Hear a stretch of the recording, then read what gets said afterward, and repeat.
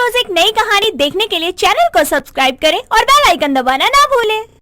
दोपहर के समय मीनाक्षी हॉल में पोछा लगा रही होती है और उसकी सास साधना टहलते हुए फोन पर बात कर रही होती है। तभी डोर बेल बजती है और मीनाक्षी दरवाजे की ओर बढ़ती है। जैसे ही वो दरवाजा खोलती है तो सामने अपना सामान लिए खड़ी उसकी ननद आलिया तेजी से अपनी माँ से मिलने के लिए अंदर की तरफ भागती है। इससे पहले कि वो साधना तक पहुँच पाती, गीले फर्श पर फिसल कर ही वो धड़ाम से गिर पड़ती है। तभी मीनाक्षी हंसते हुए बोलती है, क्या आलिया, तुम तो आते ही दुर्घटना का शिकार हो गई।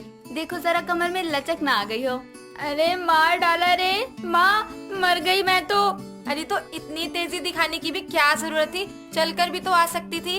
अरे मैं तो आपसे मिलने के उतावलेपन में भाग रही थी, पर ये कौन कमबख्त फर्श पे पानी फैलाए बैठा है।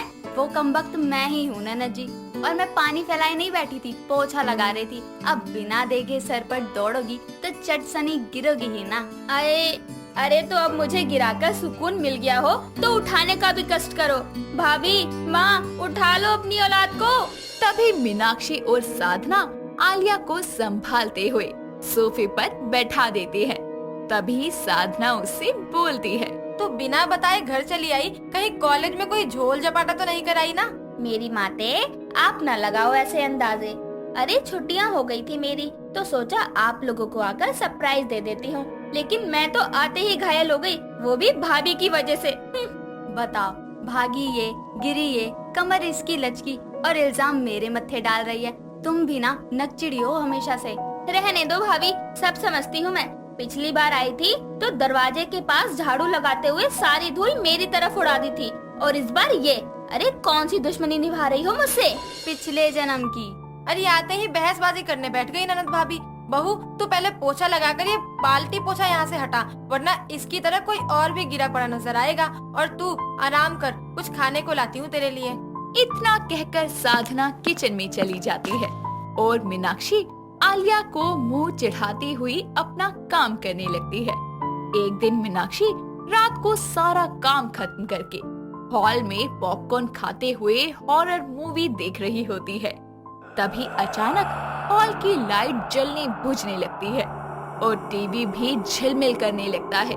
ये देखकर मीनाक्षी डर जाती है और कहती है, ये लाइट को क्या हो गया?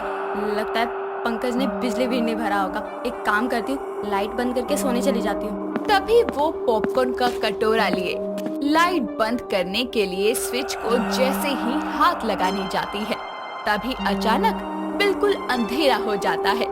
अंधेरे में डर के मारे उसके पसीने छूटने लगते हैं। तभी टीवी के सामने रोशनी सी हो जाती है और उसे वहाँ सफेद साड़ी में एक औरत दिखती है जो उसकी तरफ अपनी पीठ करके खड़ी होती है। उस औरत की लंबी चोटी जमीन तक लहरा रही होती है।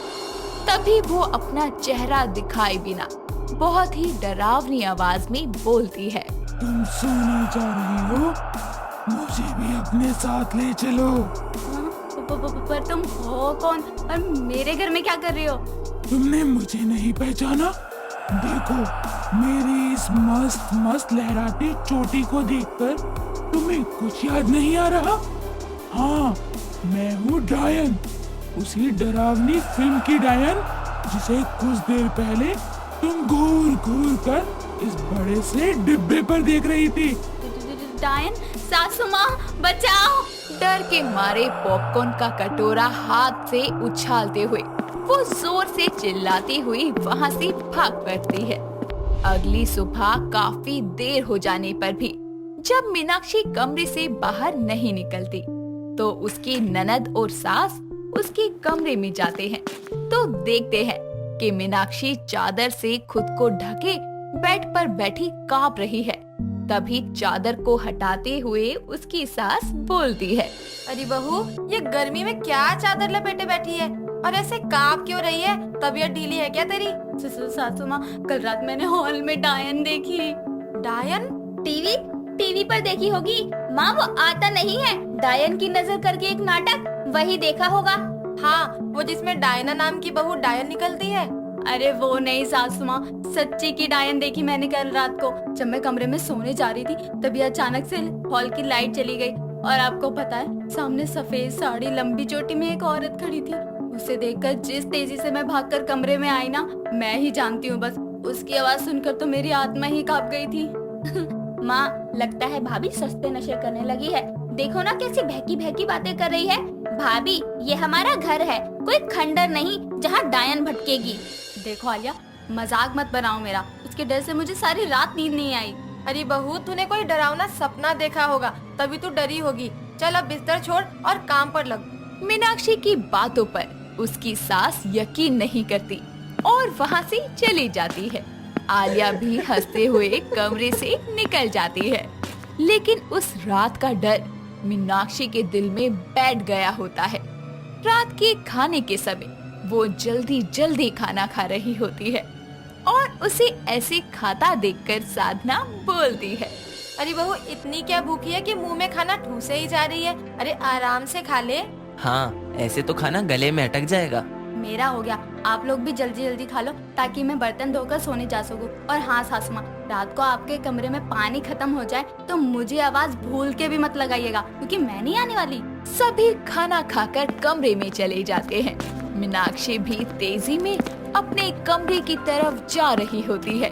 तभी अपने मुंह पर टॉर्च की रोशनी करते हुए अचानक से उसके सामने उसकी ननद आती है और उसे ऐसे देखकर मीनाक्षी उसे जोर से धक्का देती है और वो सोफे पर जा गिरती है।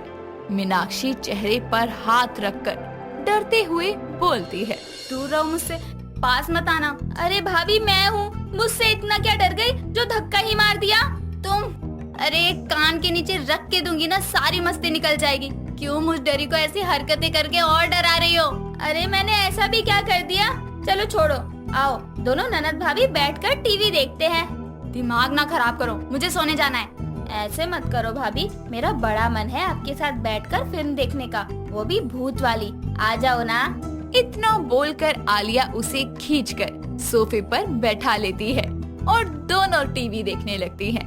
कुछ देर बाद जब मीनाक्षी अपने बगल में दिखती है तो हैरान हो जाती है क्योंकि आलिया वहाँ से गायब हो जाती है। तभी मीनाक्षी बोलती है, ये अचानक कहाँ गायब हो गई?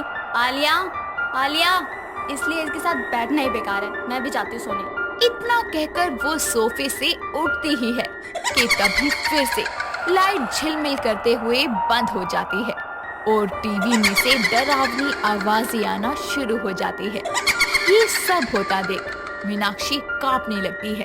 तभी वो डायन अपनी डरावनी शक्ल दिखाए हुए बोलती है, मैं फिर आ गई तुम्हारे पास। आज मैं तुमसे मिले बिना कैसे जा सकती थी? आलिया, तुमने ये क्या हुलिया बना रखा है? मैंने कहा ना, मैं डायन हूँ, डायन। तुझे ऊँचा सुनाई देता है क्या? तू कांप क्यों रही है? अभी तो मैंने तुझे कुछ किया ही नहीं। हाय राम, मेरी ननद डायन बन गई। सासू माँ, पंकज बाहर आओ। जैसे ही मीनाक्षी चिल्लाती है वो डायन भागने लगती है और भागते भागते सामने से आ रही साधना से टकरा के गिर पड़ती है। तभी उसकी नकली चोटी जमीन पर गिर जाती है, जिसे देखकर सब हैरान होते हैं और साधना बोलती है, अरे बहू, ये कोई डायन वायन नहीं बल्कि तेरी ननद आलिया ही है। हाँ हाँ सासू माँ, आलिया ही तो डायन बन गई है, दूर रही है उससे। एक मिनट, क्या कहा आपने? यही कि ये सफेद साड़ी वाली कोई डायन नहीं बल्कि आलिया है।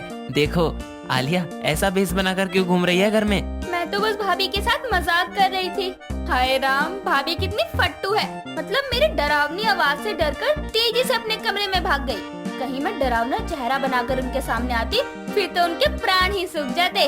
आहा, सुकून आ गया भाभी को डरा कर, बड़ा मजा आया।